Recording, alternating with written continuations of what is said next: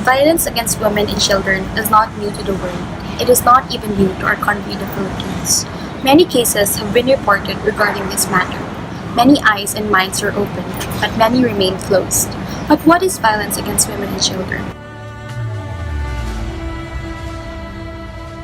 Violence against women and children is any act or series of acts committed by a person against a woman who is his wife or former wife, against a woman with whom a person has or had a sexual or dating relationship, or with whom the person has a common child, or against a child, whether legitimate or illegitimate, within or without the family at home. Violence against women and children happens, and it is likely to result in physical, sexual, psychological suffering, or emotional abuse, such as threats, harassment, assault, coercion, or arbitrary deprivation of liberty. Physical violence are acts that include bodily or physical harm, while sexual violence is an act which is sexual in nature committed against a woman or her child. Under sexual violence are rape, sexual harassment, acts of lasciviousness, treating a woman or her child as a sex object, making demeaning and sexually suggestive remarks, physically attacking the sexual parts of the victim's body, forcing him or her to watch obscene publication and indecent shows, or forcing the woman or her child to do indecent acts and or make films thereof, forcing the wife and mistress or lover to live in the conjugal home or sleep together in the same room with the abuser. Acts causing or attempting to cause the victim to engage in any sexual activity by force, threat of force, physical or other harm, or threat of physical or other harm of coercion,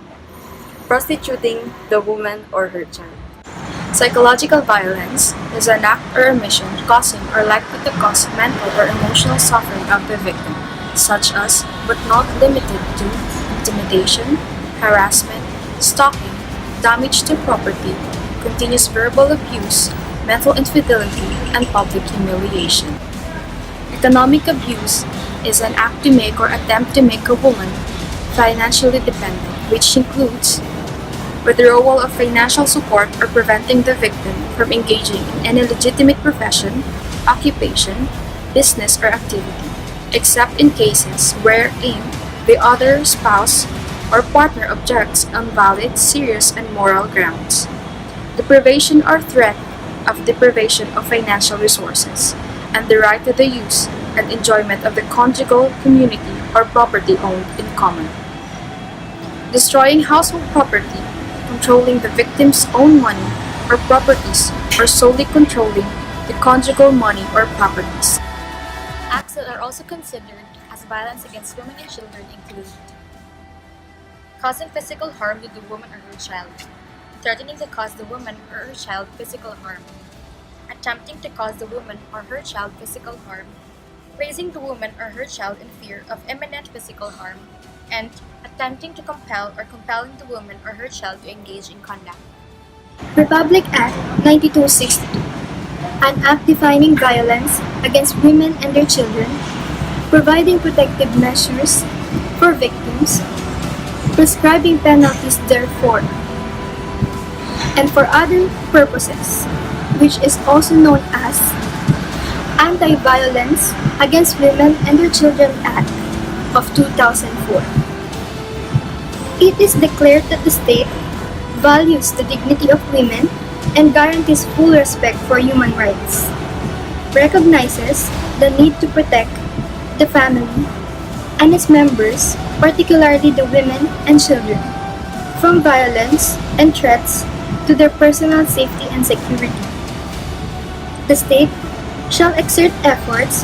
to address violence committed against women and children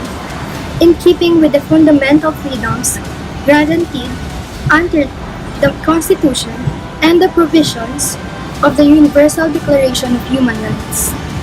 the Convention on the Elimination of All Forms of Discrimination Against Women, Convention on the Rights of the Child, and other international human rights instruments of which the Philippines is a party.